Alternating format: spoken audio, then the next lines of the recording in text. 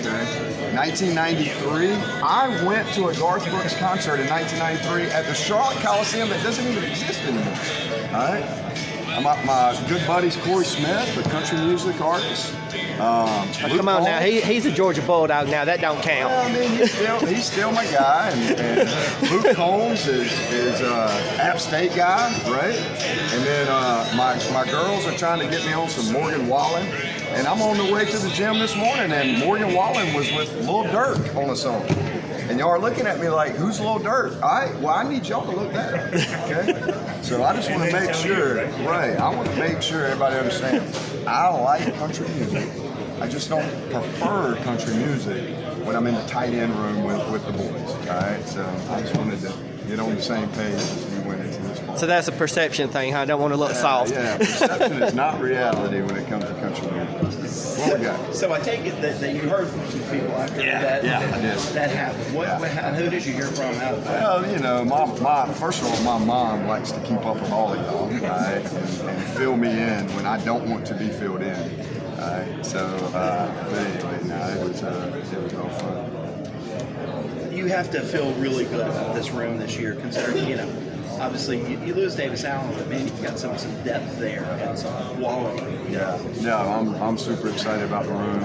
Obviously, Davis was a great player, and Luke, you know, contributed in ways that we needed last year. And but you know, you move on. And this room's great. It's set up to be successful.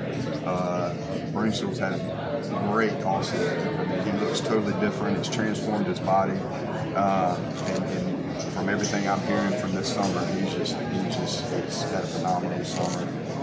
And then Sage has gotten healthy and is having a great summer himself and had an awesome spring. So with both of those pieces, you got some leadership, you got some people that know how college football works and obviously what the standard is here at Clemson.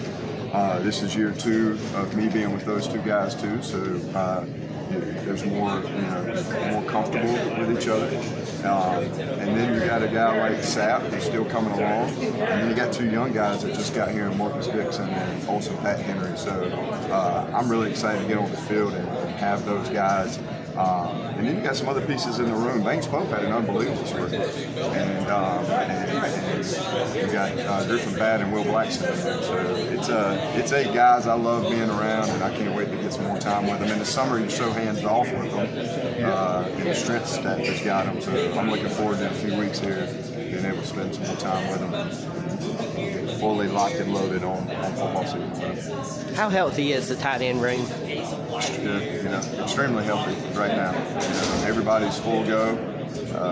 There's been no limitations. Sage had a little bit of limitations at the beginning of the summer from his wrist injury in the spring game, but everybody's full go now, and nobody's been held back. Has anything changed in the strength and conditioning to keep these guys as healthy as you can? I mean, I know it's football and it's a contact sport, and you're going to have injuries, but not really. I mean, the strength staff here, Coach Batson and everyone does a great job knowing, when to push and when to pull back with these guys, and then obviously Pat and Alex do an unbelievable job in the recovery side and the preventive side of it and the training side of it. But a lot of it has to do with the guys too. They have to take some accountability in their nutrition, in their rest. And that's something I've really challenged this group with, and that's where I think you're seeing the change in like Bernie Stewell's body, for instance. When you see him compared to last year at this point, you're going to be like, wow, like you can see the transformation. But he's taken another step in his nutrition. Megan does an unbelievable job with our nutrition staff, and they've really bought into her plan and her ideas. And the same thing with Sage. You're going to see him, man, he looks different. So the whole room is really bought into not just, hey, I need to go work hard in the weight room, and that's never been a problem. But I got to work hard in the weight room, and then I got to fuel my body the right way. I got to rest my body the right way. And then all of that ties into, staying healthy. At the end of the day, football's a contact sport. You're going to get banged up, and there are going to be some injuries that nothing could have prevented. But you can help yourself, and they've done a good job of that. A couple of things that make this offense so hard to defend. number one, presentation, what you see with the motions and the shifts and things like that. And then number two, finding the matchup. Yep. How does somebody like Jake present a little bit of a nightmare for opposing defenses in that regard? I think with him and his skill set, you can get in a bunch of different formations. You can get in a bunch of different concepts, whether it's pass or run, and not have to change out your personnel based off what you're trying to do in that concept. So it's having another wide receiver on the field, but he's a tight end, and he can go in the box and still hold up in the run game and do what you got to do in the run game. But if you're not changing out your tight end a lot and being able to set up a tendency with, hey, they only do this with 4 wide receivers.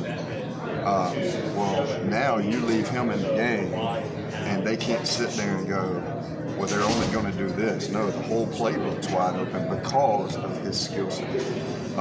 And then the flip side of it is, like I said, you're not locked into a run-pass situation with a guy like him. The whole thing's available, and you can rock and roll with it. So I think that's the hardest thing when you got a guy like him that's a matchup problem. It's still being able to run your entire system without having to set up some tendencies. And he's a big-time tendency breaker when it comes to what he brings to the table.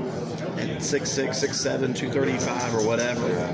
Does he compare to anybody? Does he kind of remind you of anybody? It's a big tight end. Yeah, he's. I was just telling radio. I mean, he's got a rare skill set and rare athletic ability for this position.